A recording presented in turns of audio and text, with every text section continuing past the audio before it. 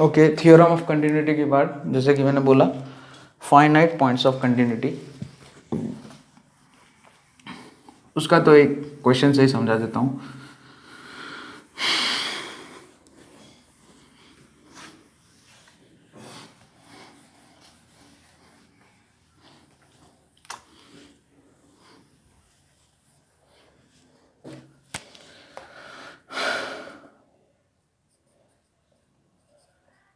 Finite point of continuity,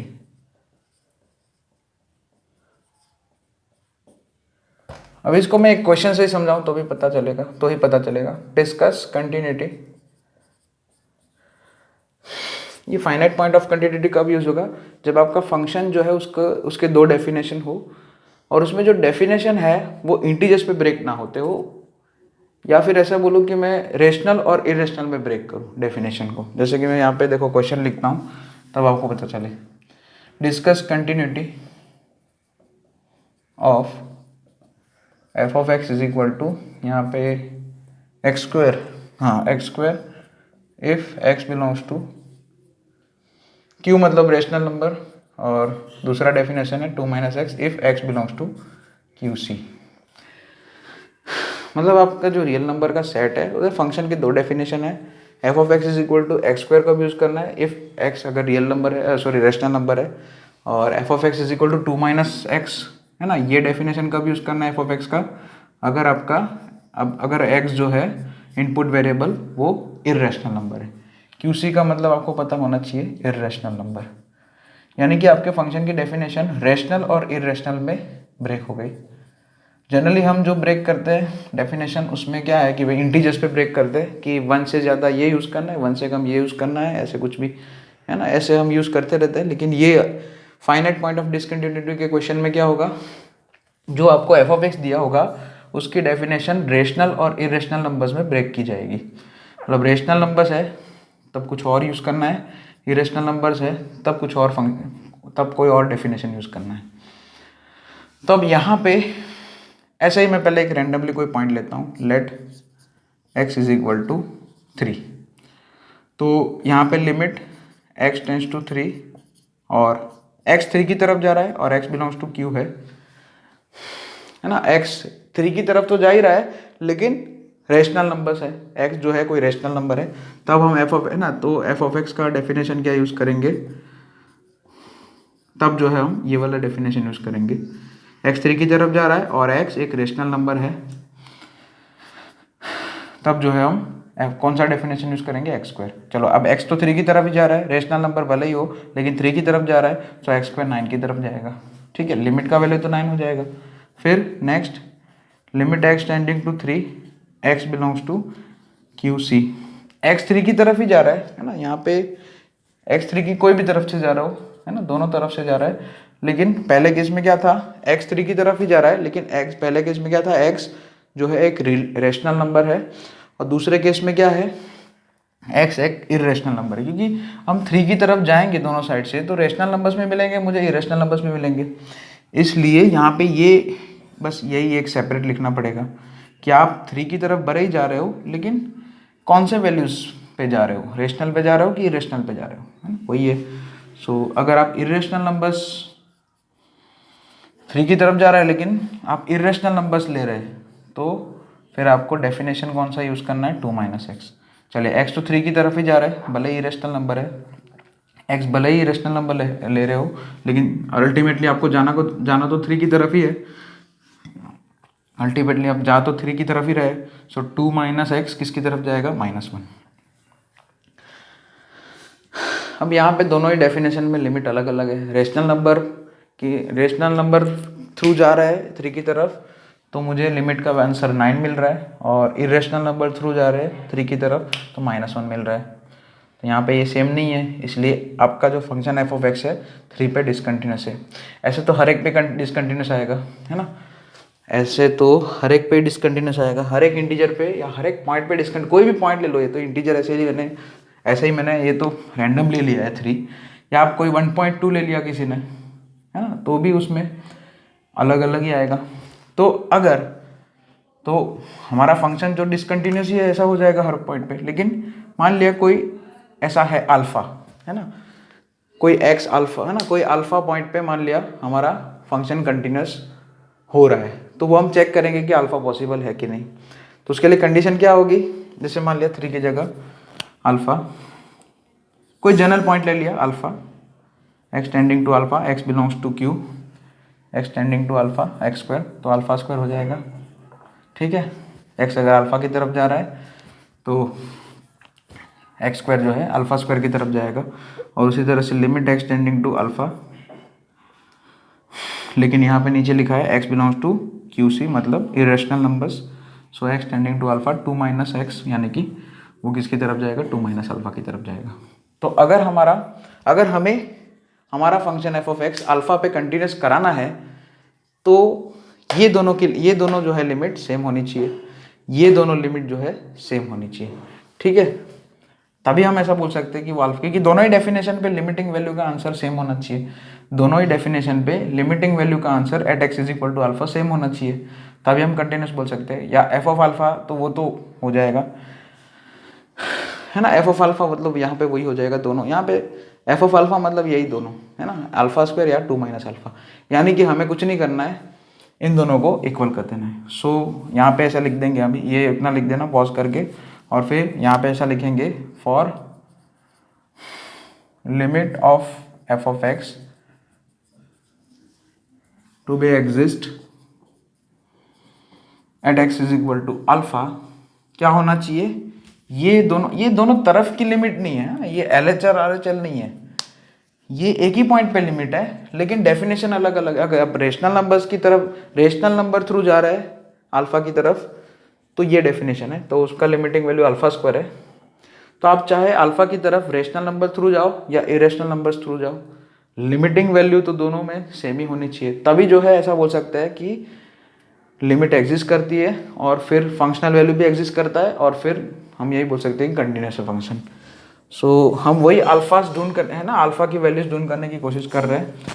so limit की value exist करने के लिए क्या होना चाहिए, limit x tending to alpha f of x, x belongs to Q is equal to limit x tends to alpha x belongs to Q c, यानी कि rational numbers f of x. ये दोनों लिमिट जो है same होनी चाहिए, ये दोनों साइड की लिमिट नहीं है, यहाँ पे ध्यान देना। चलिए, इस लिमिट का आंसर अल्फा स्क्वायर था जैसे कि मुझे याद है, और इस वाली लिमिट का आंसर 2 माइनस अल्फा था। तो बस यहाँ पे हम अल्फा की वैल्यू निकालने की कोशिश करते हैं। ठीक है, ऐसा कोई अल्फा पॉसिबल है कि दोनों तरफ से लिमिट बराबर की हो, है ना। यहाँ पे जैसे 3 में नहीं आया था आंसर, 3 में अलग अलग आ रहा था। सो यहाँ पे alpha square plus alpha minus 2 is equal to 0, एक सिंपल सा क्वाड्रेटिक इक्वेशन बन रहा है जिसको हम सॉल्व कर देंगे। फैक्टराइज करोगे तो alpha plus 2 into alpha minus 1 आएगा। सो अल्फा की वैल्यू -2 और 1 आएगी, यानी कि दो ही वैल्यू ऐसी पॉसिबल है ना, एक्स की ऐसी दो ही वैल्यू पॉसिबल है ना, दो ही पॉइंट पॉसिबल है जिसपे हमारा एफ ऑफ एक्स कंटिन्यूस होगा, है ना। यहाँ पे आप देख सकते हो आराम से, limit x tends to 1 x belongs to Q f of x, यानी कि एक्स स्क्वायर, वो कितना हो जाएगा 1, और limit x tends to 1 x belongs to Q c. अब इसमें left hand side limit right hand side limit बोलने की कोई जरूरत नहीं, क्योंकि एक्स स्क्वायर तो ठीक है, दोनों में सेम ही देगा ना, 1 माइनस लोगे या 1 प्लस लोगे आपको एक्स स्क्वायर तो 1 ही देगा, है ना। एक्स स्क्वायर का लिमिटिंग वैल्यू दोनों तरफ से 1 होगा, ठीक है। और उसी तरह से limit x tending to 1 x belongs to Q C x square, वो भी 1, सॉरी एक्स स्क्वायर थोड़ी होगा इसमें, सॉरी 2 माइनस एक्स, तो 2 माइनस एक्स किसकी तरफ, वो भी 1 की तरफ जाएगा, है ना। दोनों तरफ से लिमिट का वैल्यू 1 आ रहा है, दोनों तरफ से मतलब रेशनल नंबर्स के लिए भी इरेशनल नंबर्स के लिए, है ना। एक्स 1 की तरफ जा रहा है, रेशनल नंबर है तो भी 1 है लिमिटिंग वैल्यू।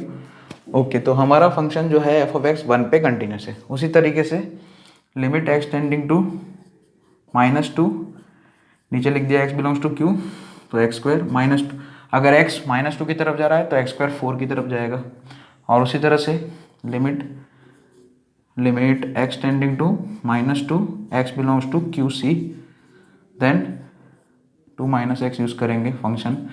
सो एक्स अगर -2 की तरफ जा रहा है तो 2 माइनस एक्स भी 4 की तरफ जाएगा। तो देखो दोनों साइड से 4 आंसर आ रहा है दोनों तरफ से। सो हमारा जो एफ ऑफ एक्स है और एफ ऑफ माइनस टू भी 4 होगा अल्टीमेटली, ओके, क्योंकि वो उसमें आ जाएगा ना फिर, सॉरी, क्योंकि वो फिर किस में आ जाएगा, जैसे कि आप कोई आपको कल पूछे कि सर एफ ऑफ 1 कितना है,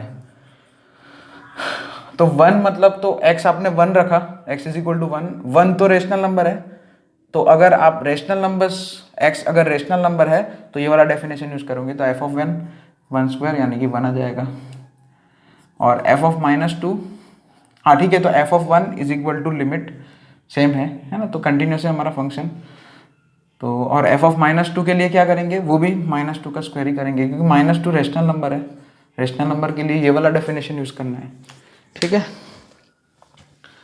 तो बस लिमिटिंग वैल्यू और फंक्शनल वैल्यू बराबर है, कौन से 2 पॉइंट पे, 1 और -2 पे।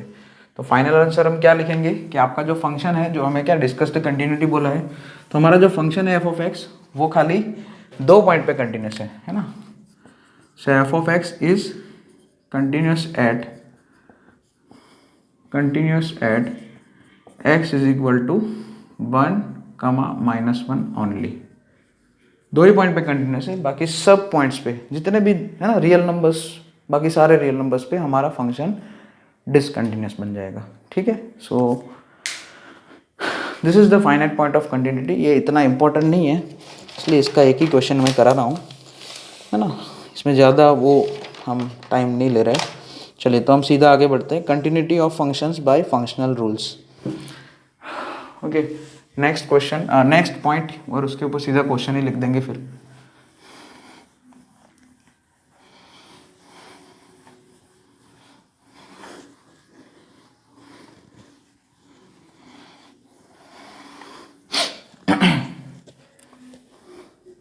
नेक्स्ट है continuity of functions,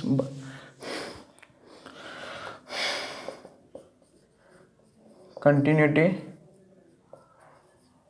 functional rule आपको फंक्शन चैप्टर में सिखाया था। Continuity of functions defined by functional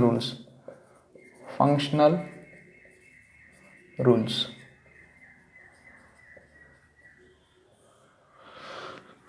okay, तो इसमें क्या है कि एफ ऑफ एक्स, मान लिया कोई फंक्शन जो है कोई फंक्शनल रूल या कोई कंडीशन को सेटिस्फाई कर रहा है।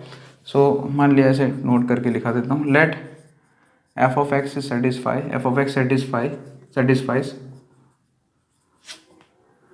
एक्स प्लस वाई, कुछ भी ले सकता हूँ, मैंने ऐसे ही लिख दिया f of x plus f of y, है ना, या for all x y belongs to y, for all x y belongs to R, sorry, for all x y belongs to R, f of x continuous है, ठीक है, ये भी लिख देना, हाँ। Then prove that f of x continuous everywhere if it is continuous at x is equal to 0। हाँ ऐसा ये, अच्छा ये क्वेश्चन, हाँ यहाँ पे एक क्वेश्चन ही ले लिया इन लोगों ने सीधा, है ना, एक क्वेश्चन से ही समझाता रहता हूँ। यहाँ पे एफ ऑफ एक्स सेटिस्फाई ये है, एफ ऑफ एक्स हमारा फंक्शन जो है ना, ये कंडीशन को सेटिस्फाई कर रहा है, ये फंक्शनल रूल को सेटिस्फाई कर रहा है, और हमें ये प्रूफ करना है। Then prove that f of x is continuous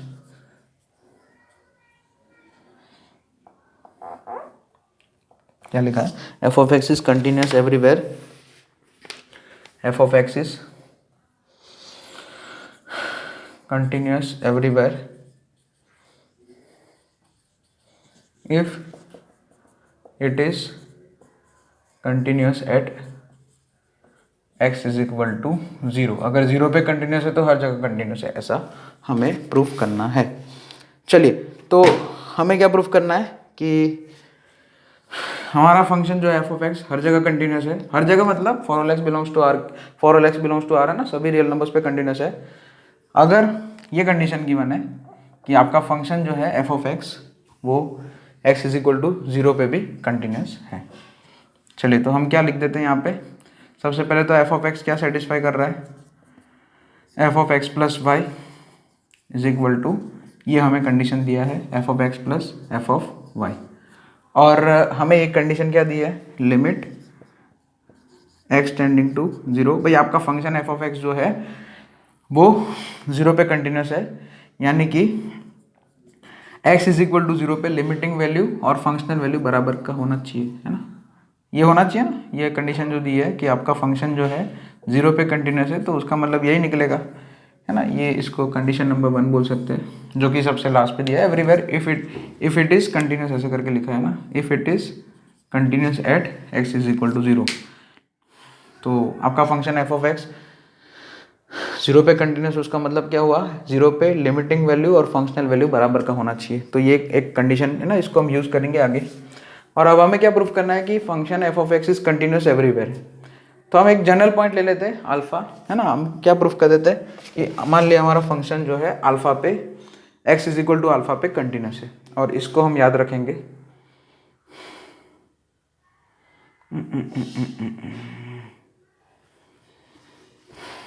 okay, ये पॉइंट ठीक है, यहाँ पे नीचे ही कर देता हूँ, चलो, तो एक सेकेंड, पूरा क्वेश्चन ऊपर ही लिख देते हैं, है ना, F of x satisfy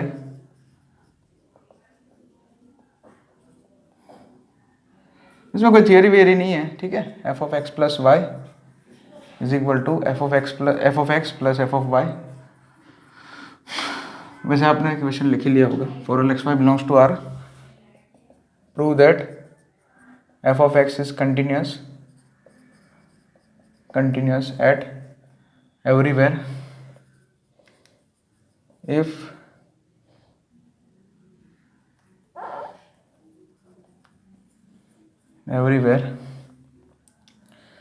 it is continuous at x is equal to 0, ठीक है, तो बेसिकली कुछ नहीं, मैंने क्वेश्चन ऊपर लिख दिया। सो हमें क्या क्या दिया है,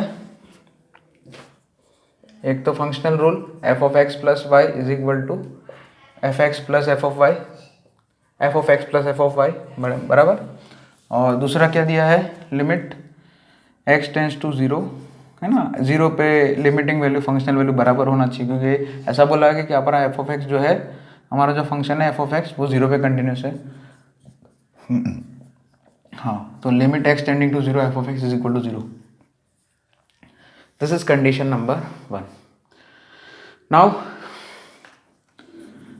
to prove f of x continuous everywhere we need to prove क्या हमें प्रूव करना पड़ेगा, we need to prove f of x is continuous at x is equal to alpha, कोई जनरल पॉइंट ले लिया अल्फा, ठीक है, चलिए, so now limit x tends to alpha f of x निकालना है, तो हमें प्रूफ क्या करना है, so we need to proof limit x tends to alpha f of x is equal to f of alpha, है ना, ये प्रूफ करना है। सो प्रूफ, हमारा क्वेश्चन क्या बन गया, we have to proof limit x tends to alpha f of x is equal to f of alpha. So left hand side क्या है, लिमिट अल्फा, है ना, x is equal to alpha पे limiting value और functional value बराबर का होना चाहिए, ये हमें प्रूफ करना पड़ेगा। तो limit x tends to alpha f of x. चलिए, अब इस तरह के क्वेश्चन को सॉल्व करने के लिए हम क्या करते हैं, लेट सब्स्टिट्यूशन लेते हैं, क्योंकि फंक्शनल रूल यूज़ करना पड़ेगा यहाँ पे। Let x is equal to alpha plus h, x को क्या ले लिया मैंने, alpha plus h, okay. So यहाँ पे क्या बोल सकते हैं, h is equal to x minus alpha. अच्छा, अगर x अल्फा की तरफ जा रहा है तो h 0 की तरफ जाएगा, सिंपल है यार, है ना, सिंपल है ना, x अगर अल्फा की तरफ जा रहा है तो x माइनस अल्फा 0 की तरफ जाएगा, यानी कि h टेंस टू 0 हो जाएगा। सो जब आप सब्स्टिट्यूशन लेते तो लिमिट भी चेंज होगा, है ना, लिमिट वाला भी चेंज हो यहाँ पे।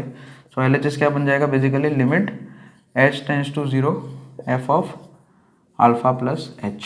चलिए, f ऑफ x जो है ये फंक्शनल रूल सेटिस्फाई कर रहा है, यानी कि f of x plus y is equal to क्या है, f of x plus f of y। So f of alpha plus h क्या लिख सकते हैं, लिमिट h टेंस टू 0, है ना, f of alpha plus h का वैल्यू क्या लिख सकते हैं, f of alpha plus f of h. ठीक है, ना लिख लेना, वीडियो पॉज करके फिर मैं यहाँ से ये नीचे से कंटिन्यू करता हूँ वापस।